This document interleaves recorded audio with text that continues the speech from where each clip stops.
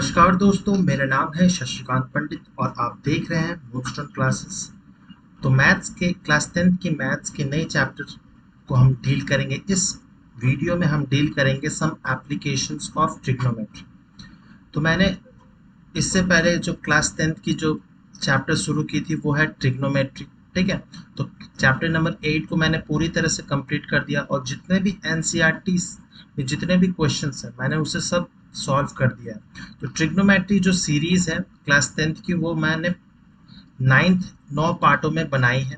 तो अगर वो वीडियोस आपने नहीं देखे हैं तो प्लीज़ उसे देख लीजिए, फिर इस वीडियो को कंटिन्यू कीजिए, क्योंकि अगर बेसिक ट्रिग्नोमेट्री आपको नहीं पता होगा तो ये जो एप्लीकेशंस ऑफ ट्रिग्नोमेट्री चैप्टर है ये प्रॉब्लम्स सॉल्व करने में बहुत कठिनाई हो सकती है। तो इसीलिए पहले ट्रिग्नोमेट्री जो चैप्टर है उससे पहले देख लीजिए, फिर आप एप्लीकेशंस ऑफ ट्रिग्नोमेट्री इस वीडियो को कंटिन्यू कीजिएगा। तो ठीक है, ये चैप्टर नंबर 9 है और इस चैप्टर में से भी हमेशा ही बोर्ड्स एटलीस्ट 3 से 4 मार्क्स के क्वेश्चंस इस चैप्टर से मेनली देता ही है, क्योंकि ट्रिग्नोमेट्री पूरा मिलाकर 12 मार्क्स का क्वेश्चन आता है बोर्ड्स एग्जाम में, जिसमें से कि 3 से 4 नंबर इस चैप्टर से होता है और 8 से 9 नंबर जो होता है वो ट्रिग्नोमेट्री से होता है, ठीक है। तो ये बहुत इंपॉर्टेंट यूनिट है बोर्ड्स एग्जाम के लिए, क्लास 10th के लिए, और इवन फ्यूचर में भी अगर आप साइंस लेना चाहें तो बहुत ज़्यादा हेल्प करेगा। तो हमने ट्रिग्नोमेट्री जो बेसिक क्लासेस थी उसमें सब कुछ बताया था ट्रिग्नोमेट्री के बारे में। तो ट्रिग्नोमेट्री एक बार रिकैपिचुलेट कर देते हैं। तो ट्रिग्नोमेट्री बेसिकली एक साइंस, एक जिस तरह से अलग अलग ब्रांचेस होती हैं मैथमेटिक्स के, जिसमें अलजेब्रा आ जाता है, ज्योमेट्री आ जाता है, उसी तरह से ट्रिग्नोमेट्री भी एक ब्रांच है मैथमेटिक्स की, जिसमें हम लोग एंगल्स, मेनली एंगल्स और साइड्स का रिलेशंस देखते हैं कि किस तरह से एंगल और एक ट्रायंगल की जो साइड्स है उसमें क्या रेशियोज है, कौन कौन से ट्रिग्नोमेट्रिक रेशियोज हैं, हमने सब कुछ ये डिस्कस कर चुके हैं। तो इस वीडियो में हम एप्लीकेशंस ऑफ ट्रिग्नोमेट्री से डील करेंगे और एप्लीकेशंस में भी हम लोग मेनली डील करेंगे हाइट एंड डिस्टेंस से, ठीक है। तो हाइट एंड डिस्टेंस समझने से पहले हमें इसमें 2 चीज़ें बहुत इंपॉर्टेंट है इस चैप्टर में जो समझना है, वो है एंगल ऑफ एलिवेशन, ठीक है। तो एंगल ऑफ एलिवेशन क्या होता है? लेट सपोज हमें किसी हाई राइज बिल्डिंग का हाइट मेजर करना है, तो हमारे पास ऑप्शंस तो बहुत सारे हैं, लेकिन हम ऐसा तो नहीं है कि हम उस बिल्डिंग को जो टेप मिलती है, इंची टेप वगैरह, उससे नापेंगे, तो वो बहुत ज़्यादा टीडियस टास्क हो जाएगा। तो अगर हमें सिंपली बहुत इजी वे में किसी भी हाइट ऑफ द बिल्डिंग या किसी पेड़ की हाइट नापनी हो या किसी भी मॉन्यूमेंट की हाइट नापनी है, जैसे यहाँ पर क्या है, कुतुब मीनार एक मॉन्यूमेंट है, इसकी हाइट हमें अगर नापनी है तो ऑब्वियसली इसकी हाइट आपको गूगल और भी बहुत जगह में मिल जाएगा, लेकिन जस्ट फॉर एग्जांपल मैं बता रहा हूँ कि अगर हमें हाइट नापनी हो तो हम ऐसा तो नहीं है ना इसके ऊपर चढ़ जाएंगे और टेप से इसकी हर एक इंच बाई इंच नापेंगे, तो वो बहुत ज़्यादा टीडियस टास्क हो जाएगा। इसीलिए हम लोग ट्रिग्नोमेट्री का यूज़ करेंगे। जो ट्रिग्नोमेट्रिक रेशियोज है जो हम पढ़े हैं, जिसमें हम लोग पढ़े थे some people have curly brown hairs turning permanently black, फिर रेशियोज, ट्रिग्नोमेट्रिक टेबल्स, वो सब मैंने डिस्कस कर चुका हूँ। तो उसी का एप्लीकेशन इस चैप्टर में होगा। तो angle of elevation, let suppose यहाँ पे एक इंसान खड़ा है, तो कितनी एंगल बना रहा विद द हॉरिजॉन्टल, इसको कहते हैं angle of elevation. The angle made by the person with respect to the ground, that is horizontal level, इसको बोलते हैं एंगल ऑफ एलिवेशन, ठीक है। तो ये और इसकी जो साइड है, आंख से उसकी जो देख रही है टॉप ऑफ द टावर तक, इस साइड को बोला जाता है लाइन ऑफ साइट, क्योंकि यहीं से वो देख रहा है टॉप ऑफ द टावर, क्योंकि हमें हाइट मेजर करना है पूरे टॉप ऑफ द टावर तक और ग्राउंड लेवल पे तो वो बंदा खड़ा ही है, ठीक है। तो हमें इसको बोला जाता है जो लाइन ऑफ साइट, ठीक है। फॉर एग्जाम्पल दूसरा एग्जाम्पल ले लेते हैं। इसमें क्या है, एक लड़की खड़ी है और एक पतंग, लेट सपोज पतंग हवा में उड़ रहा है, तो कितनी हाइट पे उड़ रहा है, अबव द हॉरिजॉन्टल लेवल या फिर ग्राउंड लेवल, ये तो है जो ग्राउंड लेवल है, this is called ground level, ठीक है। बट लड़की के भी कुछ हाइट होगी, लेट सपोज मान लेते हैं 1 मीटर इसकी हाइट है, छोटी बच्ची है तो 1 मीटर हाइट है, तब इसके आंखों से जो एंगल बन रहा है विद द हॉरिजॉन्टल लेवल, तो यहाँ पर भी क्या होगा, ये this will be the same distance, मतलब सेम हाइट होगी, जो बच्ची की हाइट है 1 metre, this will be also 1 metre, ठीक है। तो एंगल ऑफ एलिवेशन क्या है, the angle made by the eyes या observer with respect to the horizontal line, इसको हम लोग कहेंगे एंगल ऑफ एलिवेशन, ठीक है। और इसको हम लोग जिस तरह से जिस डायरेक्शन में, जो लाइन में हम उस ऑब्जेक्ट को ऑब्जर्व कर रहे हैं, उसको कहते हैं लाइन ऑफ साइट, ठीक है। तो अगर हमें एंगल पता चल जाती है, एंगल लेट सपोज इस केस में अगर हमें पता चल जाती है कि एंगल है 30 डिग्री, और हमें अगर ये डिस्टेंस पता है कि ग्राउंड ऑब्जर्वर और ऑब्जेक्ट का डिस्टेंस कितनी दूरी पे है, ग्राउंड डिस्टेंस हॉरिजॉन्टल डिस्टेंस कितना है, लेट सपोज 30 मीटर है, ठीक है। तो हम इजीली इसकी हाइट मेजर कर सकते हैं टावर की, और साथ ही साथ में ये जो हाइपोटेन्यूज है, हाइपोटेन्यूज जो लेंथ है, वो भी हम इसी से मेजर कर सकते हैं। फॉर एग्जाम्पल मैं इसको सॉल्व करके आपको बता दे रहा हूँ, हमारा एंगल ऑफ एलिवेशन क्या निकला, 30 डिग्री हम लोग एज्यूम करके चल रहे हैं, और जो डिस्टेंस बिटवीन द ऑब्जर्वर है और ऑब्जेक्ट, ठीक है, तो वो कितना है 30 मीटर। तो हम ऐसा कौन सा ट्रिग्नोमेट्रिक फंक्शन लगाएंगे जिससे हमें इसकी हाइट, टावर की हाइट मिल जाएगी, तो हम लगाएंगे क्या, tan ट्रिग्नोमेट्रिक फंक्शन लगेंगे, तो tan 30 इज इक्वल टू क्या होता है, p बाई बी, और इसको हम लोग एक राइट एंगल ट्रायंगल से एज्यूम करेंगे, तो this will be the perpendicular p, this will B base, और दिस इज हाइपोटेन्यूज, ठीक है। तो tan 30 क्या होता है, tan क्या होता है, tan trigonometric function perpendicular by base, ठीक है। तो tan 30 का वैल्यू क्या होता है, ये तो हम लोग पता कर लिया, 1/√3 होता है। p क्या है, perpendicular, that p is the height of the Qutub Minar, this is p denotes height of the Qutub Minar, ये हमें फाउंड आउट करना है, तो एज इट इज रख लेंगे p। b क्या है, ये distance between the observer and the object, that is 30 meter. तो अगर क्रॉस मल्टीप्लाई करेंगे तो p क्या निकल जाएगा, p will be 30 divided by √3, तो ये मीटर्स में निकल जाएगा। अब इसको आप रैशनलाइज करेंगे तो और सिंप्लीफाइड फॉर्म में ये इजीली निकल जाएगा। इसी तरह से हम इसको भी सॉल्व कर सकते हैं। तो यहाँ पर angle of elevation first major thing था।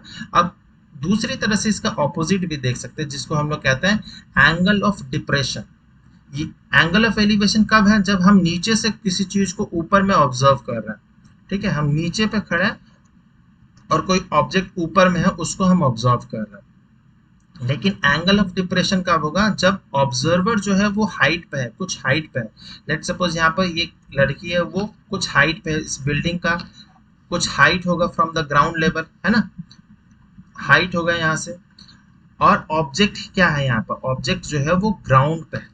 तो यहाँ पर क्या है, जस्ट रिवर्स प्रोसेस है। तो यहाँ पर क्या हो रहा है, ऑब्जेक्ट यहाँ पर है, दिस इज ऑब्जेक्ट, और ऑब्जर्वर कहाँ है, यहाँ पर है। तो इस केस में क्या होगा, इस केस में हम लोग कहेंगे एंगल ऑफ डिप्रेशन। देख, हॉरिजॉन्टल इमेजिनरी लाइन ड्रॉ कर लेंगे, और जो एंगल बनेगा with the line of site, this is the line of site, ठीक है, this is the line of site. ये वाली जो लाइन है ये लाइन ऑफ साइट है, क्योंकि इसी के नजर, इसी से थ्रू वो ऑब्जेक्ट को ऑब्जर्व कर रही है, तो इसको हम लोग लाइन ऑफ साइट कहेंगे। तो ये दोनों लाइन ऑफ साइट और इमेजिनरी जो वर्टिकल लाइन, हॉरिजॉन्टल लाइन है, इन दोनों के बीच में जो एंगल है उसको कहेंगे एंगल ऑफ डिप्रेशन, ठीक है। तो उस केस में था एंगल ऑफ एलिवेशन, यहाँ पे एंगल ऑफ डिप्रेशन। तो ये एक इमेजिनरी लाइन ड्रॉ है जो कि बिल्कुल ही इक्वल होगी ये जो नीचे वाले ग्राउंड लेवल है। तो ये जो लाइन होगी ये हाइट ऑफ द, ये जो distance between the building and the object, तो ये हॉरिजॉन्टल लाइन यही डिनोट करता है जो एंगल ऑफ डिप्रेशन के केस में। तो इसको बोलेंगे एंगल ऑफ डिप्रेशन, ठीक है। उम्मीद करता हूँ कि आपको थोड़ा बहुत क्लैरिटी आ गया होगा। अब हम जब न्यूमेरिकल्स इसके करेंगे, क्वेश्चन से आंसर डिस्कस करेंगे, तो आपको और ज़्यादा क्लैरिटी मिल जाएगा। तो let's start doing some numericals, इससे ज़्यादा आपको और क्लैरिटी मिल जाएगा। तो एनसीईआरटी बुक की जो एक्सरसाइज 9.1 है उसके स्टार्ट करते हैं। फर्स्ट क्वेश्चन देख लेते हैं। अ circus artist is climbing a 20-meter long rope which is tightly stretched and tied from the top of a vertical pole to the ground। ठीक है, तो इसमें क्या दिया गया, एक पोल है, दिस इज अ पोल, और एक 20 meter long, this is 20 meter long rope है जिसपे जो सर्कस का आर्टिस्ट है वो चलेगा। ठीक है, तो ये डिस्टेंस क्या है, ये जो डिस्टेंस है हमारा दैट इज, और ये ग्राउंड लेवल है, this is the ground level. ठीक है, इसको हम लोग ऐसे करके डिनोट करते हैं ग्राउंड लेवल के लिए। ठीक है, find the height of the pole, ये जो पोल है दिस पोल, इस पोल की हाइट हमें फाइंड आउट करनी है। If the angle made by the rope with the ground level is 30 degree, तो ये रोप है, this is called the rope, and angle कितना है विद द ग्राउंड, तो ये गिवन है 30 डिग्री। ठीक है, तो अब इसको हम लोग इसके ये जो हाइट है दिस हाइट, इसको हमें हाइट फाइंड आउट करना है। तो ये पोल की हाइट है तो P लिख देते हैं। ठीक है, तो अब किस तरह से फाइंड आउट करेंगे, तो इससे पहले हम इसका नामकरण कर देते हैं जस्ट ABC। ठीक है, तो हम ऐसा कौन सा ट्रिग्नोमेट्रिक फंक्शन लगाएंगे जिससे P निकल जाए। ठीक है, तो वो कौन सा फंक्शन होगा, तो साइन लगा सकते हैं। तो अगर हम साइन लगाएंगे तो क्या होगा, P/h, और h तो गिवन है, हाइपोटेन्यूज गिवन है, 20 मीटर गिवन है। तो हम अगर साइन 30 लगाते हैं, साइन फंक्शन लगाएंगे तो क्या होगा, sine 30 will be equal to that is perpendicular by hypotenuse. इस केस में परपेंडिकुलर क्या दिया हुआ है, वही हम परपेंडिकुलर क्या है यहाँ पर, हाइट ऑफ द पोल है, इसी को तो फाइंड आउट करना है, इसी को हम लोग एज P मान के चल रहे हैं। और हाइपोटेन्यूज क्या है, 20 मीटर लॉन्ग रोप, इसमें दिया ही हुआ 20 मीटर लॉन्ग रोप, यहाँ पर लिख लेंगे 20 मीटर। साइन 30 का वैल्यू क्या होता है, साइन 30 का वैल्यू होता है हाफ। अब इसको क्रॉस मल्टीप्लाई करेंगे तो क्या होगा, ये इधर आ जाएगा। तो height of the pole will be 20 meter divided by 2 that is 10 meter. ठीक है, तो यही हमारा आंसर है, क्योंकि हमें हाइट ऑफ द पोल ही मेजर करना है। तो क्या निकल आया, height of the pole 10 meters. ठीक है, क्लैरिटी अब धीरे धीरे और आएगी। नेक्स्ट क्वेश्चन देख लेते हैं।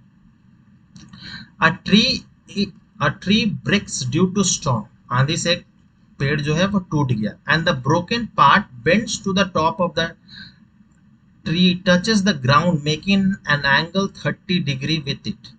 The distance between the foot of the tree to the point where the top touches the ground is 8 meter. Find the height of the tree. तो थोड़ा कॉम्प्लेक्स है, इसको हम लोग इजी कर देते हैं।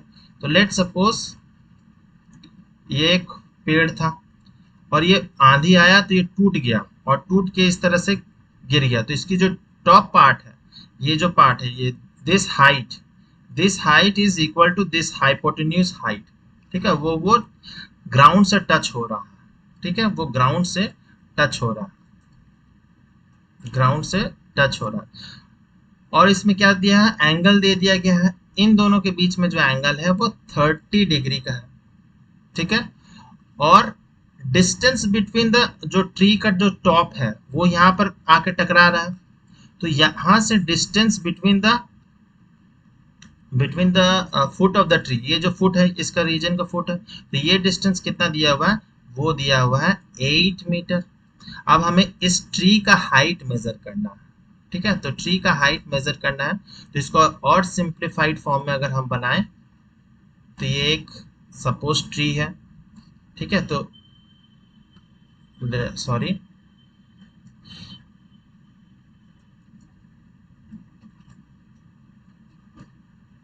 ट्री है, तो यहां से वो टूट के गिर गया।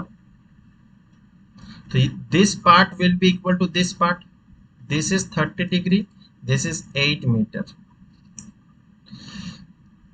अब नामकरण कर दिया जाए तो A B C D, हमें हाइट ऑफ द ट्री मतलब BD हमें फाइंड आउट करना है। हमें BD फाइंड आउट करना है कितना मीटर है। तो सबसे पहले हम लोग BC फाइंड आउट करेंगे। BC कैसे फाइंड आउट होगा, BC को फाइंड आउट करने के लिए हम कौन सा ट्रिक लगा सकते हैं, हम लोग tan लगा सकते हैं। तो tan 30 will be equal to क्या होगा, tan 30 means BC by AB। तो tan 30 का वैल्यू क्या होता है 1/√3। BC पता नहीं है, AB पता है 8, ठीक है। तो BC क्या हो जाएगा, BC विल बी 8/√3। तो BC लेंथ निकल गया। अब हम लोग AC निकालेंगे, क्योंकि AC का जो हाइट है वो CD का हाइट है ना, क्योंकि वही तो ट्री गिरा है। तो AC is equal to CD, ठीक है। तो हम AC अगर निकाल लेते तो AC के लिए क्या करना होगा, हमें साइन फंक्शन लगा लेते हैं। तो sine 30 will be equal to BC by AC, that is hypotenuse, ठीक है। तो tan 30 का क्या वैल्यू होता है, हाफ। BC क्या आया, BC आया 8/√3, 8/√3, और AC पता नहीं है, तो AC ऐसे ही रहता है। तो इसको और फर्दर सॉल्व करेंगे तो half is equal to 8√3 into AC, ठीक है। तो AC क्या हो जाएगा, AC विल बी, ये इधर क्रॉस मल्टीप्लाई होगा, ये इधर होगा। तो 8 इंटू 2 16, 16/√3 नीचे आ जाएगा। तो AC का हाइट हमें पता चल गया, और AC is equal to CD, ये तो पता ही है, ठीक है। तो हाइट ऑफ द ट्री क्या होगा, वो होगा BC, BC plus AC is height of the tree, यही है हाइट ऑफ द ट्री। तो BC क्या है, 8/√3 है। AC क्या है, तो 16/√3। अब इसको सॉल्व करेंगे तो नीचे √3 आ जाएगा, और 8 प्लस 16 क्या होता है 24/√3। इसको एज इट इज रख सकते हैं, लेकिन इसको हम और रैशनलाइज करेंगे तो क्या होगा 24/√3 इंटू √3 और इंटू √3, न्यूमरेटर डिनोमिनेटर में। तो 24√3 डिवाइडेड बाई √3 इंटू √3 क्या हो गया 3 हो गया। तब ये करेंगे तो क्या होगा 3 into 3 divided by 24 divided by 3 करेंगे तो क्या होगा 8√3, दैट इज 8√3 मीटर होगा हाइट ऑफ द ट्री। यही हमें फाइंड आउट करना, हाइट ऑफ द ट्री, ठीक है। तो इस क्वेश्चन को हम लोग इस तरह से सॉल्व कर सकते हैं। तो इस ऐसे टाइप ऑफ क्वेश्चंस में फिगर बनाना बहुत ज्यादा जरूरी है। जरूरी नहीं है कि आपके इस तरह से पेड़ बनाना हो, आप इस तरह से भी बना के सॉल्व कर सकते हैं, ठीक है। उसमें लिख दीजिए this is height of the tree, तो इजी हो जाएगा आपके लिए। फिर नेक्स्ट क्वेश्चन देख लेते हैं। A contractor plans to install 2 slides for children to play in a park. For the children below the age of 5 years, she prefers to have a slide whose top is at a height of 1.5 meter and is inclined at an angle 30° to the ground. Whereas for the elder children, she wants to have a steep slide at a height of 3 meter and inclined at an angle of 60° to the ground. What should be the length of slide in each case? Obviously parks में आपने बहुत सारे slides देखे होंगे। तो first case क्या है, जो छोटे बच्चों के लिए, उसमें हाइट ऑफ द जो स्लाइड है वो दे दिया गया है 1.5 मीटर, ठीक है, 1.5 मीटर। और जो एंगल है with the ground, this angle with the ground, this is ground, तो ये जो एंगल है वो है कितना 30°। बड़े बच्चों के लिए क्या है, बड़े बच्चे के लिए है उसकी हाइट डबल कर दी गई है 3 मीटर, और एंगल क्या है 60°, ठीक है। तो अब हमें what should be the length of the each slide, ये जो लेंथ है, ये दिस लेंथ, इस लेंथ को हमें फाइंड आउट करना है दोनों के ही केस में। तो इसका नामकरण कर देते हैं ABC, इसका नामकरण करते हैं PQR। तो हमें इस केस में क्या फाइंड आउट करना है, AC फाइंड आउट करना है, और इस केस में क्या फाइंड आउट करना है PR डिस्टेंस जो है वो फाइंड आउट करना है। तो सबसे पहले छोटे बच्चों के लिए कर लेते हैं सॉल्व, ठीक है। तो AC निकालना है हमें। तो AC कैसे निकाला जाए, ऐसा कौन सा ट्रिग्नोमेट्रिक फंक्शन लगाया जाए जिससे हाइपोटेन्यूज का लेंथ निकल जाए, राइट एंगल ट्रायंगल अगर समझे तो हम लोग साइन लगा सकते हैं। तो sine 30 is equal to A B by A C. Sine 30 मतलब हाफ। ए बी क्या दिया हुआ है, A B is 1.5 and A C हमें फाइंड आउट करना है, तो एज इट इज लिख देंगे। तो क्रॉस मल्टीप्लाई करेंगे तो क्या होगा, ए सी आ जाएगा हमारा 1.5 इंटू 2 दैट इज 3 मीटर। तो बच्चों वाली जो स्लाइड है उसकी जो लेंथ होगी वो 3 मीटर होगी। अब बड़ों की क्या होगी, बड़ों के केस में क्या होता है देखते हैं। इसमें भी हम लोग सेम साइन लगा सकते हैं। तो sine 60 degree is equal to P Q by P R. तो साइन 60 मतलब √3/2। पी क्यू क्या है हमारा 3, पी आर यही फाइंड आउट करना, तो एज इट इज लिख देंगे। तब क्रॉस मल्टीप्लाई करेंगे तो क्या हो जाएगा, P R will be is equal to 3 into 2 हो गया 6, 6 डिवाइडेड बाई √3। इसको एज इट इज भी रख सकते हैं लेकिन इसको रैशनलाइज करना ज़्यादा बेटर होगा। तो 6/√3 है। अब इसको रैशनलाइज करेंगे तो बोथ न्यूमरेटर डिनोमिनेटर में हम √3 से मल्टीप्लाई करेंगे। तो क्या बन जाएगा 6 इंटू √3 6√3 और √3 इंटू √3 क्या बन जाएगा 3। तो 6 डिवाइडेड बाई 3 क्या होगा 2। तो 2/√3 मीटर। तो आंसर क्या आएगा, एल्डर बच्चों के लिए पी आर जो है वो आएगा 2√3 मीटर्स। अगर क्वेश्चन में दे दिया गया है √3 का वैल्यू अगर 1.73 दे दिया गया है तो आप मल्टीप्लाई करके डेसिमल में भी इसका आंसर निकाल सकते हैं। अगर नहीं दिया गया है तो आप एज इट इज रख दीजिए, कोई मार्क्स कोई नहीं काटेगा। ठीक है। तो बच्चों का जो है, छोटे बच्चों का हाइट का आया स्लाइड का 3 मीटर्स और बड़ों बच्चों का आया 2√3 मीटर्स। ठीक है। नेक्स्ट क्वेश्चन पे चलते हैं। Fourth question, the angle of elevation of the top of a tower from the ground or from a point on the ground which is 30 meter away from the foot of the tower is 30 degree. Find the height of a tower. ठीक है। तो ये let suppose एक tower है। ठीक है। अब क्या बोला गया है, the angle of elevation of the top of the tower from A point of the ground. यहाँ पे एक पॉइंट है, यहाँ से अगर टॉप ऑफ द टावर का जो एलिवेशन है वो दे दिया गया है 30 डिग्री और डिस्टेंस बिटवीन द ऑब्जर्वर और जो टावर का जो ग्राउंड डिस्टेंस है, ये हॉरिजॉन्टल डिस्टेंस है, वो कितना दिया 30 मीटर। तो हमें फाइंड आउट करना है इस टावर का हाइट। तो टावर का हाइट मान लेते हैं टी, मान लेते हैं टावर का हाइट। तो हम कौन सा फंक्शन लगाएंगे कि आ जाए, तो हम लोग tan लगाते हैं। तो tan 30 मतलब that is perpendicular this t by base. तो t बाई बेस मतलब ये जो डिस्टेंस है। तो tan 30 का वैल्यू क्या होता है 1/√3 बाई टी बाई 30।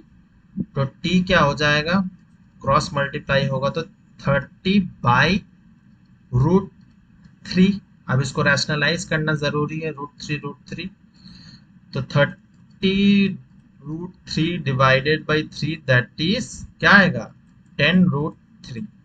तो 10√3 meter is the height of the tower. ठीक है। तो ये 1 मार्क्स के क्वेश्चन है, ऐसे 1 मार्क्स में मैक्सिमम पूछे जाते हैं। फिफ्थ क्वेश्चन देख लेते हैं। A kite is flying at a height 60 meter above the ground. ठीक है। एक पतंग है, लेट सपोज ये एक पतंग है जो ग्राउंड से 60 मीटर अबव में फ्लाई कर रहा है। तो ये जो है डिस्टेंस क्या है, ये 60 मीटर है। The string attached to the kite is temporarily tied to a point on the ground. यहाँ पे स्ट्रिंग अटैच्ड है। ठीक है। The inclination of the string with the ground is, ये दे दिया गया है 60 डिग्री। Find the length of the string assuming that there is no slack in the string. मतलब जो स्ट्रिंग है, जो धागा है, वो पूरी तरह से स्ट्रेस्ड है, उसमें कोई स्लैक नहीं है। तो हमें ये जो लेंथ है उसे फाइंड आउट करना है। तो इससे पहले हम इसका नामकरण कर देते हैं ए बी सी। तो हमें क्या फाइंड आउट करना है, ए सी का लेंथ फाइंड आउट करना है।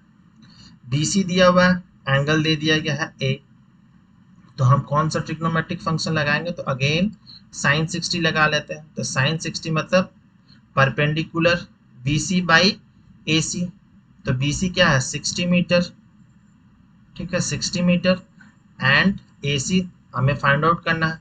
तो साइन 60 मतलब √3/2 is equal to 60 by AC। तो AC क्या हो जाएगा, 60 इंटू 20 हो जाता है 120 डिवाइडेड बाई √3। फिर इसको रैशनलाइज करेंगे तो √3 into √3 that is 120 into √3 divided by √3 into √3 हो गया 3। तो 120 डिवाइडेड बाई 3 कितना होता है 40। तो 40√3 मीटर ये हमारा लेंथ आ जाएगा AC। तो ये जो स्ट्रिंग का लेंथ है वो कितना आया 40√3 मीटर्स। ठीक है, यहाँ पर क्वेश्चन में कहीं पे भी √3 का वैल्यू नहीं दिया गया, इसीलिए हम लोग इसको एज इट इज रख लेंगे। अगर क्वेश्चन में दिया होगा कि टेकिंग √3 इज इक्वल टू 1.73, देन हम इसको मल्टीप्लाई करके डेसिमल पॉइंट में इसका आंसर निकालना होगा। क्वेश्चन 6 देख लेते हैं, बहुत इंटरेस्टिंग क्वेश्चन है। A 1.5 meter tall boy is standing at some distance from the 30 meter tall building. The angle of elevation from his eyes to the top of the building increases from 30 to 60 degrees Celsius, 30 to 60 degree as he walks towards the building. Find the distance he walked towards the building. ठीक है, तो इस question को कैसे करना होगा, तो एक टावर है 30 मीटर का हाइट है और ये ग्राउंड लेवल है। तो सबसे पहले ये हाइट होगी लगभग, लेट सपोज ये जो लड़के की हाइट है वो 1.5 है, तो ये एक हॉरिजॉन्टल लाइन है, तो इसकी भी जो हाइट होगी दिस पॉइंट, इसकी भी हाइट क्या होगी 1.5 मीटर होगी। तो ये जो हाइट बचेगी वो कितनी होगी, वो होगी 30 minus 1.5 that is 28.5। Total height of the tower 30 है और ये जो हाइट है दिस हाइट इज 1.5, तो रिमेनिंग हाइट क्या बचेगी 28.5। ठीक है, तो एंगल ऑफ एलिवेशन जो है वो 30 मीटर है, इनिशियली 30 मीटर है, फिर जब लड़का और आगे मूव किया टावर के तरफ में, ठीक है, तो हाइट जो एंगल ऑफ एलिवेशन है वो बन गया 60 डिग्री। तो यहाँ पर क्या था 30 डिग्री था, यहाँ पर आ गया 60 डिग्री। तो हमें ये जो डिस्टेंस है ये डिस्टेंस हमें पता करना है। ठीक है, तो इसको करने के से पहले हम इसको नामकरण कर देते A B C D E। ठीक है, तो CD क्या है, CE है हमारा बिल्डिंग का height that is 30 meter. CD जो है वो लेंथ है इक्वल टू द लड़के की जो हाइट है वो इक्वल है, तो हमारा CD इज 1.5 मीटर, तो ED क्या निकलेगा 28.5 मीटर। ठीक है, अब हम लोग जो AC है इनिशियली जो लड़का खड़ा था वहां से जो डिस्टेंस है मान लेते हैं x। ठीक है, और BC जो लेंथ है वो मान लेते हैं y। ठीक है, तो हमें फाइंड आउट क्या करना है, हमें AB फाइंड आउट करना है। तो AB को क्या होगा, AB को क्या लिखेंगे हम लोग AC minus BC that is x minus y, ये हमें फाइंड आउट करना है। ठीक है, तो चलिए परपेंडिकुलर जो हाइट है वो हमें दिया गया है और एंगल दे दिया गया है। ठीक है, तो हम पहले AC को निकालेंगे दैट इज x निकालेंगे, तो वो क्या निकाल सकते हैं भाई tan 30 डिग्री निकाल लेंगे तो क्या होगा tan 30 अगर ले लेते हैं तो हाइट जो रिमेनिंग हाइट है 28.5 डिवाइडेड बाय AC को हम लोग क्या मान के चले हैं AC इज x। ठीक है, तो tan 30 मतलब हो गया 1/√3 इंटू 28.5 डिवाइडेड बाई x। तो x क्या हो जाएगा, x will be 28.5 into √3 metres. ठीक है, x हमारा निकल गया। अब हमें y निकालना है, तो y निकालने के लिए दैट इज BC निकालना है। तो अगेन हम लोग क्या लेंगे, tan 60 degree tan trigonometric function लेंगे। हाइट ऑफ द टावर तो सेम ही रहेगा 28.5। अब जो बेस डिस्टेंस है वो BC है, तो BC को हम लोग क्या कंसिडर किया है, वो y कंसिडर किया है। तो tan 60 का वैल्यू क्या होता है, वो होता है √3 is equal to 28.5 divided by y। तो y क्या हो जाएगा, y आएगा 28.5 डिवाइडेड बाई √3 मीटर्स। ठीक है, तो y आ गया। अब हमें डिस्टेंस फाइंड आउट करना है, AB डिस्टेंस। तो AB मतलब क्या होगा, x माइनस वाई का डिस्टेंस। तो x क्या है हमारा 28.5 इंटू √3 माइनस 28.5 बाई √3। अब इसको सॉल्व करना होगा, तो √3 एलसीएम हो जाएगा। तो यहाँ पर क्या हो जाएगा 28.5 इंटू √3 क्या होगा 28.5 इंटू 3 माइनस 28.5। तो इसको सॉल्व करेंगे तो 28.5 को ब्रैकेट का आउटसाइड लेंगे तो 3 माइनस 1 बाई √3। तो क्या हो जाएगा, वो होगा 28 इंटू 3 माइनस 1 क्या होता है, वो होगा क्या 28.5 इंटू 2 डिवाइडेड बाई √3। तो 28.5 की वैल्यू क्या होगी 57 डिवाइडेड बाई √3। अब इसको फिर रैशनलाइज करना होगा, तो √3 तो 57 इंटू √3 डिवाइडेड बाई 3। तो क्या होगा 57 इंटू √3 डिवाइडेड बाई 3। √3 इंटू √3 3 होता है, तो ये कैंसल आउट हो जाएगा। तो आंसर क्या आएगा 19√3 मीटर्स आंसर आएगा। ठीक है, तो थोड़ा लेंदी कैलकुलेशन हो गया, लेकिन ऐसे क्वेश्चन जो है वो 3 मार्क्स के आते हैं और बोर्ड्स में इसी तरह से एनसीईआरटी से ही कुछ इन्फ्लुएंस्ड क्वेश्चन जो है वो पूछे जाते हैं। ठीक है, नेक्स्ट क्वेश्चन क्या है, क्वेश्चन नंबर 7 देख लेते हैं। From a point on the ground the angle of elevation of the bottom at the top of a transmission tower fixed at the top of a 20-meter high building are 45 and 60 degree respectively. Find the height of the tower.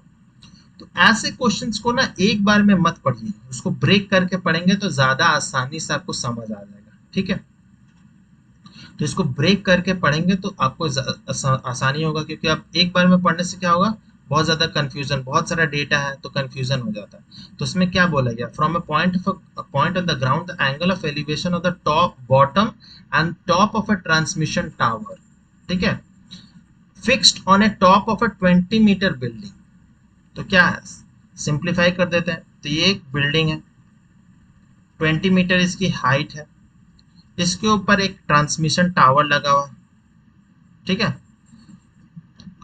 और उसकी angle of elevation दे दिया गया है एक ground से। Ground let suppose ये ground है, यहां से ऑब्जर्वर ऑब्जर्व कर रहा है, तो बॉटम में एंगल क्या दिया हुआ है, ये जो एंगल है दिस इज 45 डिग्री, और जो top of the transmission tower है वो एंगल कितना दिया है, वो है 60 डिग्री। ठीक है, ये दिया हुआ है 60 डिग्री, और जो बॉटम वाला पार्ट है वो दिया गया है 45 डिग्री। तो हमें हाइट ऑफ द टावर, ये जो टावर है उसे मेजर करना है। तो हम हाइट ऑफ द टावर को लेट सपोज टी मान लेते हैं। ठीक है, तो सबसे पहले तो हमें ये डिस्टेंस फाइंड आउट करना पड़ेगा, ग्राउंड का जो डिस्टेंस ऑब्जर्वर और जो बिल्डिंग की जो डिस्टेंस है उसे फाइंड आउट करना पड़ेगा। तो उसके लिए हमें क्या यूज करेंगे, tan लगाएंगे। तो tan 45 degree is equal to perpendicular क्या है 20 मीटर। हम लोग इस ट्रायंगल को ले रहे हैं ए बी सी, हम ए बी सी ट्रायंगल को लेके चल रहे हैं। तो 20 हाइट ऑफ द टावर है 20, और बी सी जो है वो हमें पता नहीं है, तो बी सी tan 45 का वैल्यू क्या होता है 1 होता है, 1 equal to 20 by B C. तो बी सी क्या निकलेगा, B C will be 20 metres. तो ऑब्जर्वर और जो बिल्डिंग की हाइट डिस्टेंस है वो हमें मिल गया 20 मीटर्स। अब हम इजीली बड़े वाले ट्रायंगल लेट सपोज हम मान लेते हैं पीसीबी। तो इन ट्रायंगल पीसीबी अब हमें फाइंड आउट करने में आसानी हो जाएगी। तो पीसीबी में फिर से कौन सा हम लोग लगाएंगे, तो tan लगा सकते हैं ना, tan लगा लेते हैं। तो tan 60 डिग्री, क्योंकि अब एंगल जो है वो बढ़ गया है, ठीक है, बड़े ट्रायंगल में 60 डिग्री होगा। और हाइट, हाइट क्या होगा, वो होगा height of the transmission tower जो टी है, और हाइट ऑफ द बिल्डिंग, तो वो हम लोग ले सकते हैं T+20 लिख सकते हैं। और जो BC है वो तो 20 मीटर्स है। tan 60 का वैल्यू क्या होता है, √3 T+20/20। तो इसको और सॉल्व करेंगे तो क्या होगा, T+20 will be equal to 20 into √3, that is 20√3। तो T क्या होगा, +20 इधर आ जाएगा, साइड चेंज हो जाएगा तो माइनस हो जाएगा, तो 20√3 -20, ठीक है, -20 दैट इज 20, अगर हम कॉमन ले लेंगे तो क्या होगा 20 इंटू √3 -1, यही होगा हमारा आंसर, ठीक है, क्योंकि हमें टी ही फाइंड करना था, ट्रांसमिशन टावर की हाइट फाइंड आउट करना था, ठीक है। तो इससे एज इट इज रख सकते हैं, क्योंकि यहाँ पर √3 की वैल्यू क्वेश्चन में कहीं भी मेंशन नहीं है, तो हमें एज इट इज रखना होगा, ठीक है। तो इस तरह से आप एप्लीकेशंस ऑफ ट्रिग्नोमेट्री जो चैप्टर है उसके क्वेश्चंस को हम डील कर सकते हैं। इस वीडियो में, इस पार्ट में, ये पार्ट 1 था जिसमें हमने 7th क्वेश्चंस सॉल्व किए हैं एक्सरसाइज 9.1 के। जो रिमेनिंग क्वेश्चंस है वो मैं सेकंड पार्ट में इस चैप्टर को कंप्लीट कर दूंगा, ठीक है। तो इस वीडियो को देखने के लिए बहुत बहुत धन्यवाद। अगर वीडियो अच्छा लगा हो, इंटरेस्टिंग हो, तो लाइक ज़रूर कीजिए, अपने दोस्तों के साथ शेयर कीजिए, कमेंट कीजिए कैसा लगा हो, अच्छा लगा हो, बुरा लगा हो, या कुछ नहीं समझ आया तो कमेंट ज़रूर कीजिए। सब्सक्राइब नहीं किए तो ज़रूर सब्सक्राइब, चैनल को सब्सक्राइब कर लीजिए और नोटिफिकेशन ऑन ज़रूर कर लीजिए, उसके लिए बेल आइकन को ज़रूर हिट कर दीजिए। आप अगर मुझे फॉलो करना चाहें तो इंस्टाग्राम पे फॉलो कर सकते हैं। मिलते हैं इसके नेक्स्ट पार्ट में। टिल देन बाय बाय, जय हिंद।